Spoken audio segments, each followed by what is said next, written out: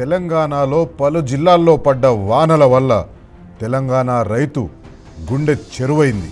కష్టపడి పండించిన పంటను అమ్ముకోవడం కోసం 2 నెలలుగా మార్కెట్ యార్డుల దగ్గర, కల్లాల దగ్గర, కాంటాల దగ్గర ఎదురు చూస్తున్న రైతుల కళ్ళ నుంచి కన్నీరు వస్తుంది. ఆ కన్నీరు నిన్న రాత్రి పడ్డ వర్షం కంటే చాలా ఎక్కువగా ఉంది. రైతులు వాళ్ళు పండించిన పంటని అమ్ముకోవడం దేవుడెరుగు, వాళ్ళు ఆ పండించిన పంటని కాపాడుకోవడం కోసం అష్ట కష్టాలు పడుతున్నారు. 15 రోజుల నుంచి 20 రోజుల నుంచి రైతులు ఎప్పుడు ప్రభుత్వం వస్తుంది, ఎప్పుడు కొంటది, ఎప్పుడు మేము ఇంటికి పోయి సుఖంగా ఉందాము అని ఆలోచిస్తున్నారో ఇంకా ఇప్పటి వరకు కూడా ప్రభుత్వం పంట కొనుగోళ్లు చేస్తూనే లేదు.